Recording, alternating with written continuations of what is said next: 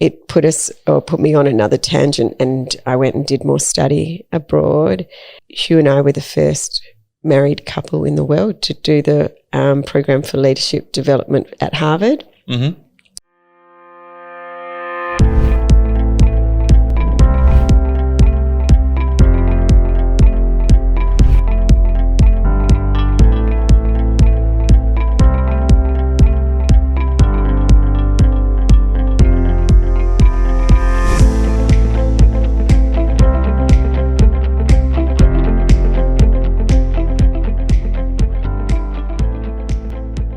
Could you talk a bit more on, what are your role with SOA, but broadly what, you've been involved in? Yeah, sure. So my study, I did the triple major in accounting, marketing and finance at UWA, and then went into, working in commercial property whilst I was studying. So a wonderful way to learn when you've got a practical application. And I was gifted a love of accounting, which is quite random, but being able to tie something in a bow and have it balance and be able to walk away is something quite rare. Gives you a focus and reward for numbers, I would say. And then I went in on a path I met my husband very young. I met him when I just turned 19.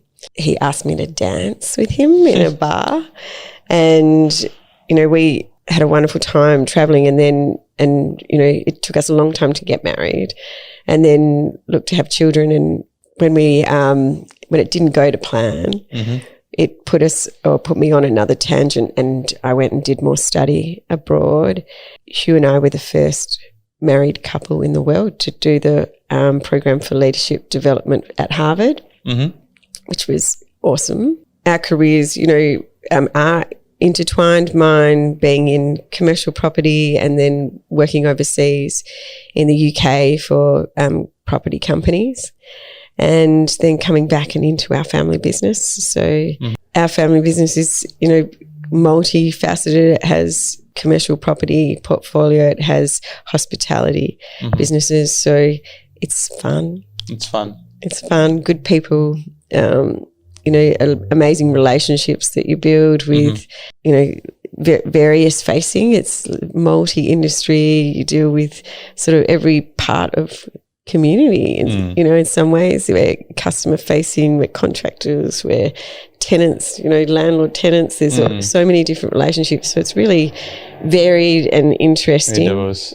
Yeah, really diverse. And how does all of that experience bring you your, linkage to disabilities? Yeah. So how does that happen? It was through a breakfast that I went to as a guest of a bank, and it was a inspirational women's breakfast for Special Olympics.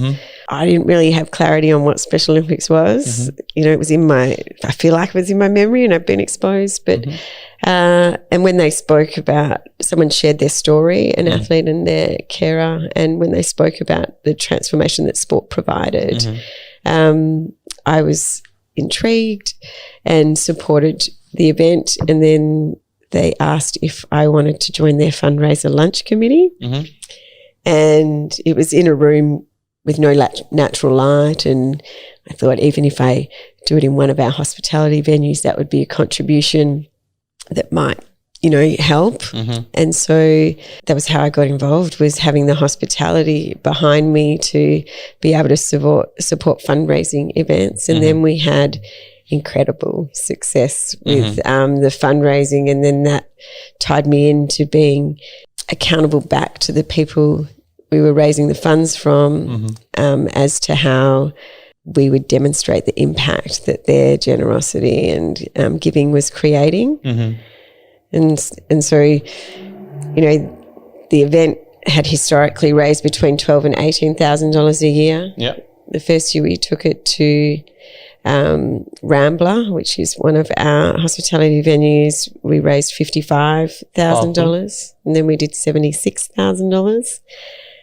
And then we went 140, 258, and last year we did $450,000. Powerful. In a 3-hour lunch, and we do it with no costs. No costs, yeah. So the philanthropy and the giving starts way back.